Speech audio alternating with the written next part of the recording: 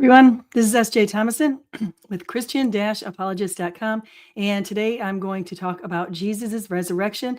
I'm going to return to the video with Joe Rogan Experience. He interviewed Wes Huff. Wes Huff is an apologist. He's a Christian. He's also a historian. He had recently debated Billy Carson, and that debate catapulted him from probably having around 12,000 subscribers on YouTube to hundreds of thousands of subscribers on YouTube. Why? Because he did a great job. And that's plain and simple. And so Joe Rogan invited him to his channel. And Joe asked a pretty important question. And this question reminds me of the Myth Vision group, because the Myth Vision group has created a hypothesis that if they can find a myth in ancient history, then Jesus must be a myth, meaning in their definition of myth would be a fiction. Not true. Okay. So if they can find a fictional myth in ancient history, then therefore Jesus, it follows to them that Jesus also must fall into the mythical camp. And Joe Rogan seems like he's struggling with whether or not he believes Jesus resurrected. And let's listen to this little portion of the video, because I hadn't listened to this part before. I mean, I actually have listened to it, but I haven't commented on it so much. So let's listen to this portion of this video with Wes Huff, where Joe Rogan questions whether we had some ancient people in the past who denied Jesus' resurrection.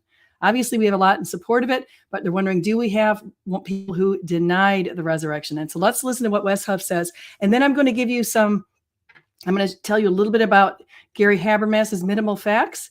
Then I'll talk a little bit about Lydia McGrew's arguments, things like undesigned coincidences, and also Peter Williams and his arguments for the names in ancient times and support for the reliability of the New Testament.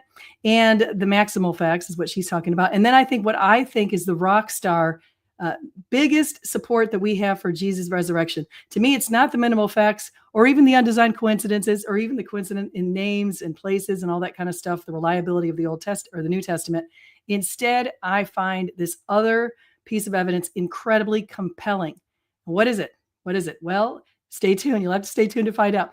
I want to say hi to Slam RN. Great to see you. I don't usually run live conversations at this time, but I'm on a little break right now. I'm on a staycation from my school. I'm going to go back next week, starting on Tuesday. But right now, I've got this little pocket of time off, so I'm pretty excited about that. I'm going to be interviewing Father John Brown on my channel on Groundhog Day. And I'm actually going on to another person's channel this weekend on Sunday. I think it might be a recording though. And so I'll be doing that as well. So I'm pretty excited about that, using this time pretty well. So let's listen to this.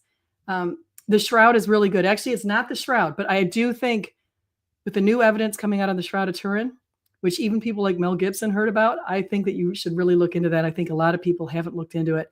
Susan's looked into it. I've looked into it. The evidence is extremely compelling, because how did this light image radiation, unless you have like a resurrection of a body, that's how the radiation became on the Shroud. Actually, you're right. Shroud might even be better evidence than what I'm going to give, but I have very good evidence. So let's first get to what they say here. So let's listen. They are denying that Jesus had a physical body. He only seemed to have a physical body. He's talking about the ancient Gnostic heresy of Docetism. So here we go. And they wrote documents later on. So the Gospel of Peter, which comes around in, 2nd, 3rd, 4th centuries, is being written, and it has Jesus kind of chilling on the cross, because he's not really physical, because he's divine, and physical entities don't have physical bodies. So we don't actually get like a concrete denial of his resurrection in that way until you get things like the Gospel of Barnabas in the Middle Ages, which is it's actually the document that Billy brought up to me in the conversation we had, is the evidence that Jesus was never crucified, the Gospel of Barnabas. Well, Gospel of Barnabas is 15th century. It paraphrases Dante's Inferno. It's not an ancient document. So, but in the ancient world, nobody really had that big of a problem with these kind of supernatural claims. The more of the kind of skepticism was why you would worship a crucified individual to begin with. Wow. So they were less surprised that he was resurrected. Or it's interesting the way that Joe is going to take this angle. And, as we have our modern lens on this, let's just think about what's going on. For thousands and thousands of years, humans had the idea that we're not here alone. This isn't just matter, and it's not just a world of no spiritual experiences. It's not just a world that's completely explained by matter. It wasn't until the last few hundred years, especially out of German universities, that this idea that we don't live in a spiritual existence is existence of pure materialism, and everything can be explained by matter. It doesn't make sense. I mean, even if you look at your own brain, your brain is a clump of stuff, and it doesn't, you can't see your thoughts. Clearly there's something going on that's beyond matter. It's the beyond the physical.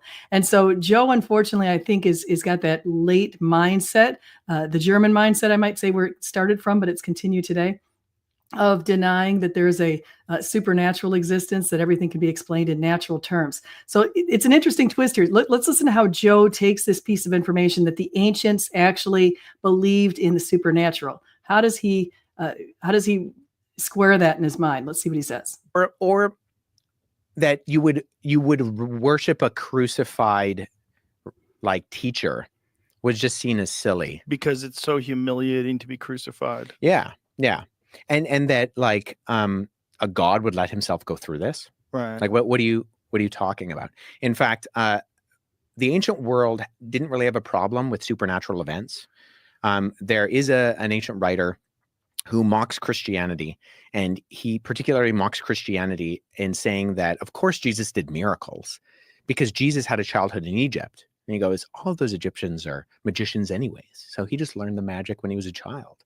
So he actually confirms, incidentally, two things: that the narrative in the Gospels where it says that the Holy Family fled to Egypt during the reign of Herod, he corroborates that he actually thinks that happened, and that Jesus did miracles. He just attributes the miracles to Jesus being a traveling magician anyways. And, anybody who lived in Egypt knows some magic. That is what's really fascinating, that the mindset of the people that lived back then was that whatever was going on in Egypt was so crazy that they had to be magicians.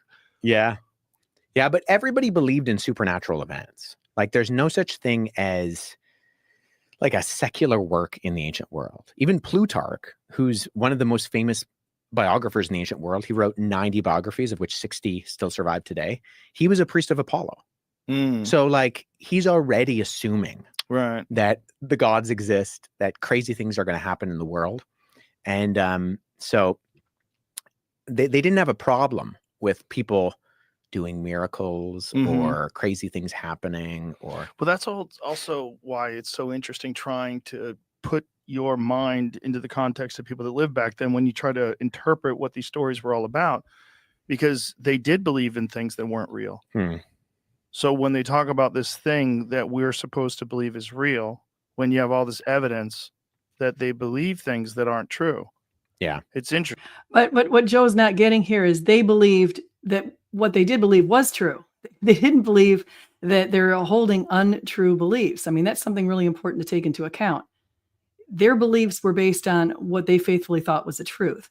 Now, were they in a world that was amidst spirits? I mean, a lot of times people wonder when you talk about magic going on, or you talk about witchcraft, the occult, all kinds of things that are going on today. You wonder what's going on and how that applies to the ancient world. Well, we had that stuff back in the ancient times. And can people perform magic tricks? Back then they could do it. Now they can do it. Could they, at some point, could there have been assistance from dark spiritual forces in the past? Sure. That's in the Bible. It's clearly elucidated in the book of Samuel. It's clearly spelled out there about the witch of Endor. And so we do have that kind of thing going on. And in Egypt, as you know, there were multiple gods.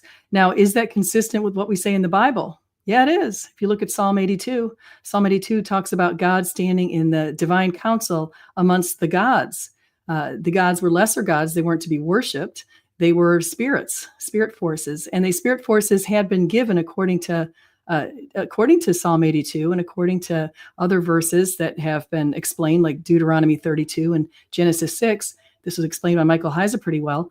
But a lot of these, what happened in the ancient times were God had given dominion to a lot of places in the world to these spiritual forces. He had given them power to sort of run over these areas. They were given the power to do what's right. Unfortunately, as it says in Psalm 82, instead they did what's wrong, We have evidence of that in Daniel, when you have, of course, a couple of angels appearing to Daniel. We've got Gabriel and Michael had battled one of the more evil demons, basically, and who had taken over a particular land.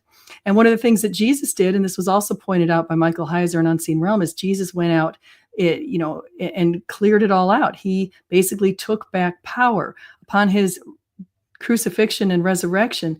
He was given the power to take back over what was going on. And this is something that I think people should look into a little bit. I think it's interesting because it explains the presence of many, many deities in this world, deities that are not worth worshiping, but spiritual beings. There definitely, we're in a world of spiritual beings, and they're good and evil. There's definitely a force going on for souls. And that's something pretty clear. But now I'm getting a little outside of what I wanted to talk about. So let's keep listening to Joe. And then I'm going to show you what some people would counter this with as far as evidence for the resurrection. Interesting, right? Because like you're now saying, yeah, but this one really was true. Right. Well, there's so many different things that they thought of and believed that weren't true. Yeah. So this historiographically is, so when we do history, it's an inference to the best explanation. Mm-hmm. And so there are probabilities of things that have happened in history where we can say, okay, there's a higher probability of event A happening and a lower probability of event B happening. So the example I often give is like Jonah being swallowed by the fish. Like that's low probabilistically, not that it didn't happen, but that like as a historian, we got to like say, well, there's no independent cross-reference sources. You don't have multiple attestation for this particular event. The interesting thing about Jesus is that we have more evidence from different writings in the ancient world than we probably should have for someone of his stature, because we have Matthew, Mark, and Luke, and John, these 4 biographies. There's really only one other person in and around that time that can claim to have that much kind of independent testimony of their life, and it's the Roman Emperor Tiberius. And that's pretty significant. So let's take a look at, we're going to look at what the minimal facts are. So what Gary Habermas did, just going back to his dissertation, and I've interviewed him on my channel, he's a great guy. He went to do his dissertation, and he was told by these secular people on his dissertation committee that he was not allowed to use the Bible. So he needed to prove the resurrection without using the Bible. And not only that, he wasn't allowed to go to the ancient church fathers. So he couldn't go to the testimonies of Ignatius of Antioch. He couldn't look at Polycarp, Justin Martyr, Irenaeus, all of the support. There's a ton of support from early church fathers. In fact, Mike Licona and Gary Habermas, compiled a list of within 150 years of Jesus' resurrection, and he found 42 sources that gave support for the New Testament. And those included 33 Christian and 9 secular sources. But what unfortunately Gary Habermas had to rely on were the secular sources. So here's what Gary was able to cobble together from that. 1, that Jesus died by crucifixion. 2, that very soon afterwards, his followers had real experiences that they thought were the actual appearances of the risen Jesus. 3, that their lives were transformed as a result, even to the point of being willing to die specifically for their faith in the resurrection message. 4, that these things were taught very early, soon after the crucifixion. 5, that James, Jesus' unbelieving brother, became a Christian due to his own experience that he thought was the resurrected Jesus. And 6, that the Christian persecutor Paul, formerly Saul of Tarsus, also became a believer after a similar experience. That is what you would call the minimal facts. Now, the problem with that Lydia McGrew has pointed out, she said the problem with this whole minimal facts is that the problem is the secular people who are debating against Gary Habermas and others who use that whole framework is they're constantly sort of picking at each of those points. So they're saying, well, you say, was there an empty tomb? I mean, Gary walked back the idea of an empty tomb because people had picked apart that idea. They might pick apart one idea or another. It's kind of similar how people pick apart the Bible today. They call it textual criticism, and they're constantly picking and saying, oh, well, did the woman really, who committed adultery, did that portion really occur in the Bible? Or is Acts 8:37 really something we should include in the Bible? Or is the longer ending of Mark something we should include in the Bible? You see what's going on? The secular people are picking apart our Bible because we've opened that door to them to do so. So by solely relying on secular sources, you're going to get stuck with people picking apart those sources. and doing what they can to discount each of the sources until you don't have the full case. Okay, so the idea that Lydia used to counter that is she went with what she calls the maximal facts. She looked at undesigned coincidences, meaning that something occurs in one gospel that might be confirmed, an aspect of it is confirmed in another. And she has a bunch of examples of that in one of her books.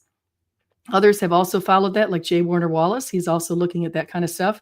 William Lane Craig, very respectable people. You also have the idea of looking at history and the historical reliability of the New Testament. And that is something that people have used as well. So, for example, Peter Williams looked at some of the names and the places in the New Testament, and he found, based on ancient writings, ancient gravestones, ancient inscriptions, he found confirmation that the names that were used in the Gospels that were very common at the time, like Simon, James, Joseph, Jesus, very common names in the Gospels, because they were so common, they're always accompanied by in addition. Like, for example, it never has just Simon. It's Simon bar Jonah. It's Simon the son of Jonah, or it's James the son of Zebedee, or it's John the son of Zebedee, or these are just common names. And there were 6 Marys also. Each Mary always had a qualifier. Mary, the mother of Jesus. Mary, the mother of God. Mary, the mother of my Lord, as Elizabeth said. How is it that the mother of my Lord comes to me? So we have that Mary. Then, of course, there's the other Mary, they called her, who is the Mary of James and Joseph. And then, of course, there were Mary Magdalene and others. So you can see each time they name these very common names, they always came with a qualifier. And that also provides evidence of support. But what I think is even better evidence, the best evidence possible, what I think is the most convincing and compelling evidence, is in the testimonies of the apostles, and especially the testimonies of those who were martyred. Okay, so just think about this. The martyrs and the saints were in the unique position to know the truth as certain as they had been immersed in its historical context. So you have examples that I'm going to talk about right now, like James the Just. Let's look at James the Just, and let's compare what James the Just did to Jesus. So during Jesus' ministry, Jesus promised his disciples that to follow him, they had to deny themselves and take up their own crosses. That was in Matthew 16. He foreknew that he would be crucified on the cross, so his instructions were potent. While on the cross, he forgave those who persecuted him. You also saw that coming from the disciple, St. Stephen, the very first person to be martyred. He forgave people who persecuted him. Jesus called our attention to Psalm 22. My Lord, why hast thou forsaken me?" to give us our attention to his hands and his feet being pierced, predicted 1,000 years before. He also commended his spirit to the Father in Luke 23:46, again calling our attention to the prophecy in Psalm 31:5. His apostles and disciples, like James the Just, followed the same. And so in Antiquities of the Jews 20, chapter 9, Jewish historian Josephus, who was born in the year 37, recounted that James, the brother of Jesus, was arrested. He made that quite clear. And he made it clear because of his beliefs. And he said he delivered them to be stoned. So that's what happened. We had James, the brother, was delivered to be stoned. And the church historian Eusebius confirmed this in Ecclesiastical Histories number 2. Here's what he said. Then James, who the ancients surnamed the Just on account of the excellence of his virtue, is recorded to have been the first to be made bishop of the church of Jerusalem. This James was called the brother of the Lord. Okay, Clement, in his 6 books of Hypotepsias, writes that, "For they say that Peter and James and John, after the ascension of our Savior, as if preferred by our Lord, strove not after honor, but chose James the Just, bishop of Jerusalem." Okay, and we have lots of confirmation of this James the Just and what happened to him. Unfortunately, he had endured terrible, terrible violence. The manner of James's death has already been indicated by the above quoted words of Clement Hegesippus. Okay, I'm writing basically from what was quoted from Eusebius in church histories. He talked about Clement Hegesippus, also people who supported the martyrdoms of James the Just.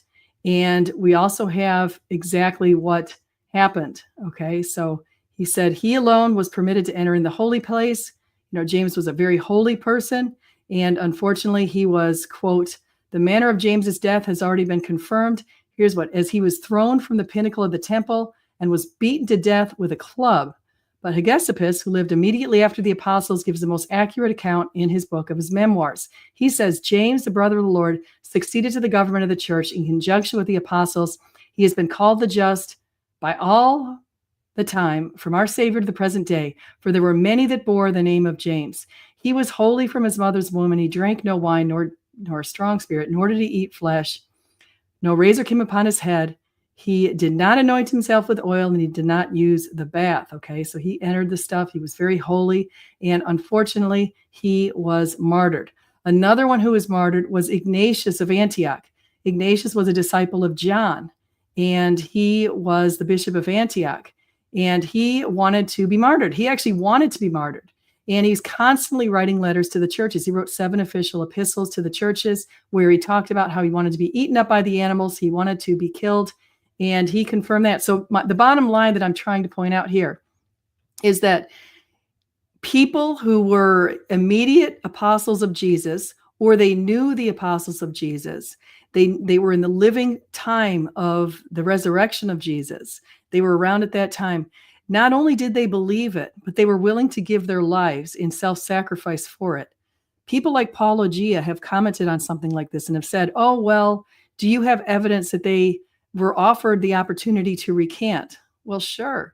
You have Stephen, who basically was instead of recanting while he's being stoned, he confirmed it more, and then he forgave people for what they were doing. He looked up into the heavens and confirmed that he saw Jesus. You have James the Just, who, when they told him to stop talking about Jesus and stop saying this stuff, he shouted out all the more. They were shocked. Polycarp did the same thing. Polycarp was about to be burned at the stake. And Polycarp, again, was a disciple of Ignatius and also of John. He's about to be burned at the stake for his belief in Jesus. And rather than deny Jesus and recant the truth, he affirmed it in a very loud and compelling speech that was recorded. Those are just a few of many. And so one of the things you want to do if you're looking at evidence, the best evidence, as what has been pointed out here by Wes Huff, if you want to find the best evidence, look to the people who are willing to give their lives in support of it. Is someone said, talking about the Nixon group, if people don't die for a lie. Even Mel Gibson said that recently with his interview with Joe Rogan. He said people don't die for a lie. We have tons of evidence of these ancient church fathers who are willing to go to be burned, to be mauled by lions, to be boiled in oil, to be crucified upside down as Peter was, to be beheaded as Paul was. Why? Because they knew the truth. They had encountered the truth. They met him. Paul met him on the road to Damascus. So I want to say thank you to people who've come in today. I hope you like this kind of content. And if you do, please subscribe. Please come again. And just remember, whether you eat, drink, or whatever you do it all for the glory of God. Thank you.